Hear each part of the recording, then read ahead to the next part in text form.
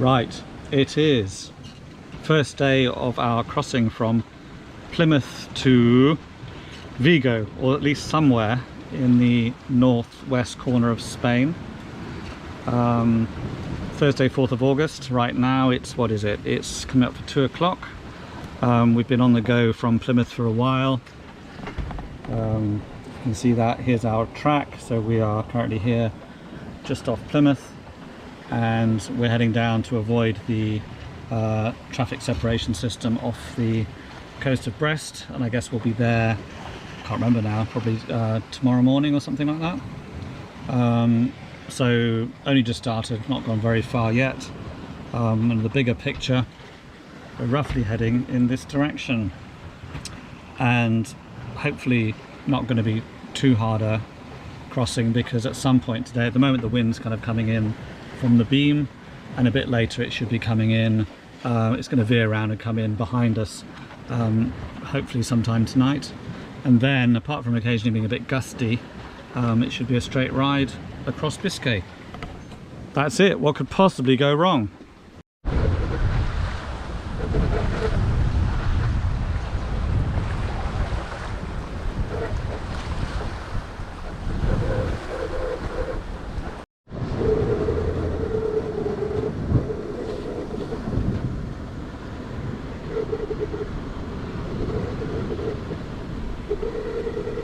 Good evening. It's the second day of our Bay of Biscay trip, and it's not too bad, mostly tailwinds, but it's been a bit lumpy as far as occasional breakers for today and a lot of yesterday as well.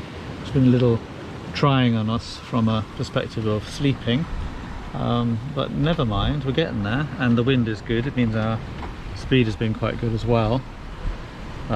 So yeah, so second day now.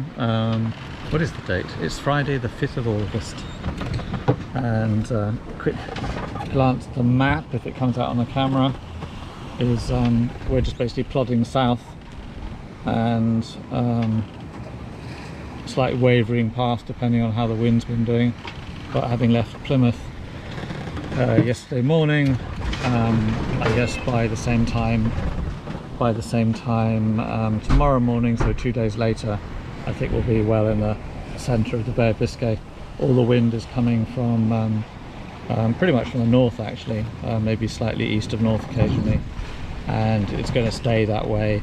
Wind speeds probably in the high teens, low 20s, with occasional gusts, but luckily all behind us.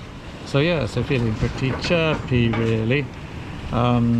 But I guess the only downside is because it's been so rolly, we haven't really done a great job of cooking or anything like that. But otherwise, no, all is good on board Samphire.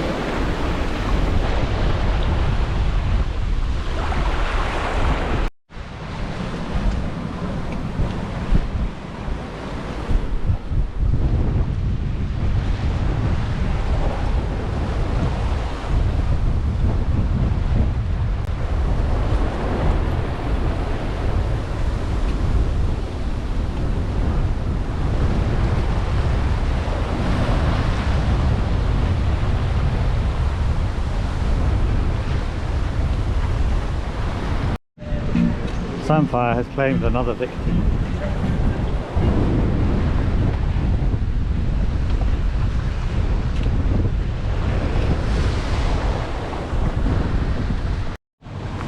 Well, it's early afternoon on the third day of our Biscay crossing, Saturday 6th of August, 2:36 p.m. precisely, and we're just making as swift a crossing of all the shipping coming up and down Bay of Biscay as quickly as we can.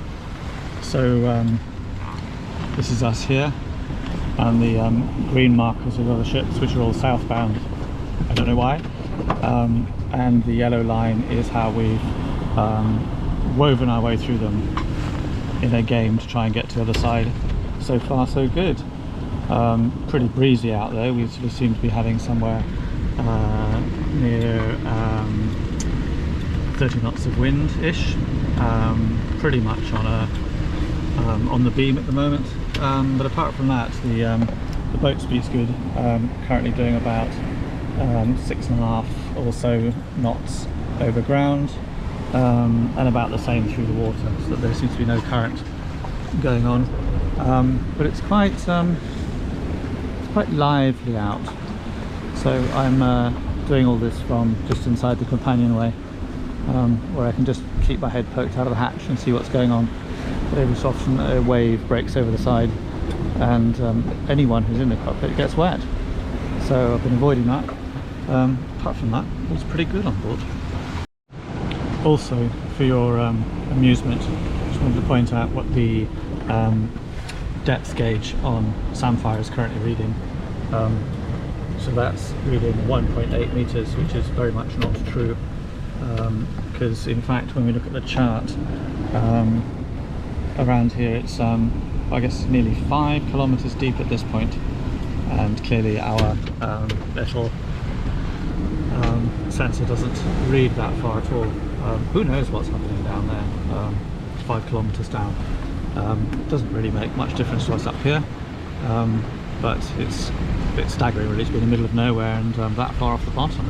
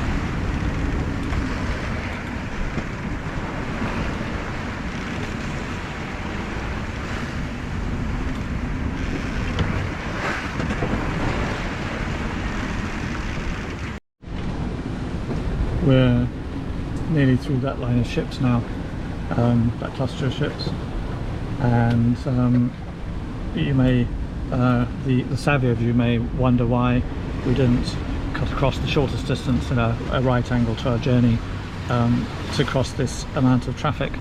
But it's not actually a legal requirement out here in the middle of Biscay, but it's probably prudent anyway. And to be honest, partly I did it out of laziness. I just didn't want to lose any time going south, and also these ships are all about 2 or 3 kilometers apart from each other, so it felt moderately okay to weave through it. But I would agree, better seamanship. Should have cut across at a right angle, even if it meant going into the wind a bit. Anyway, good that we went through unscathed. And we'll probably carry on in this direction a little bit before trying to head more accurately towards Finisterre.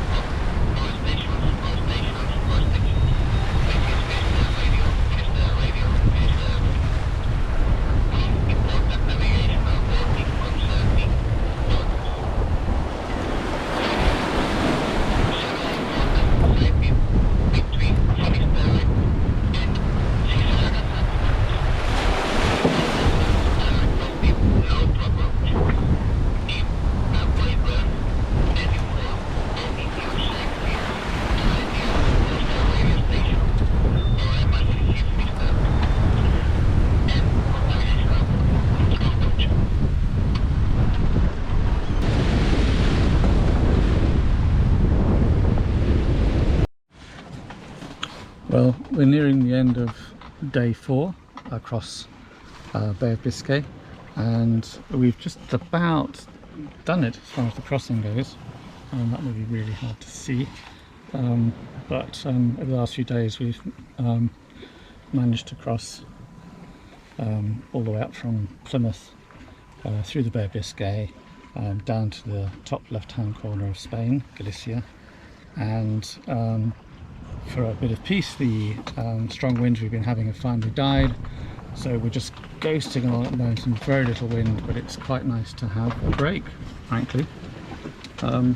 So same sea now,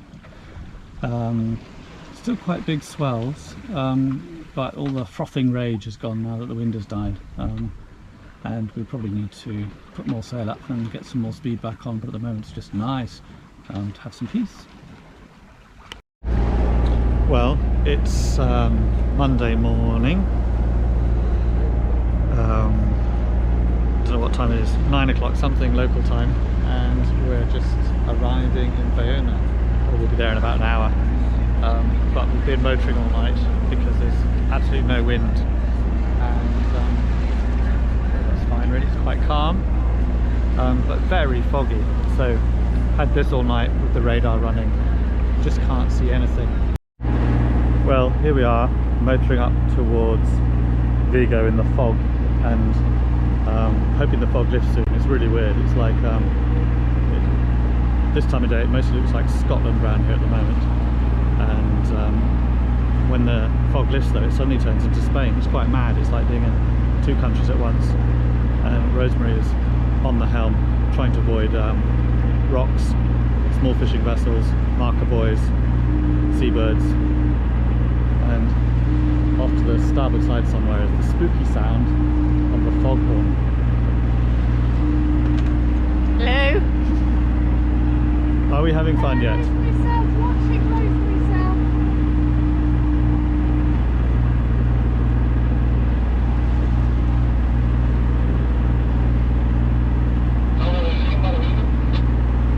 Rosemary's using the time-honoured tradition of compass, radar, AIS, eyeballs, chart. It's quite fun really in a spooky way.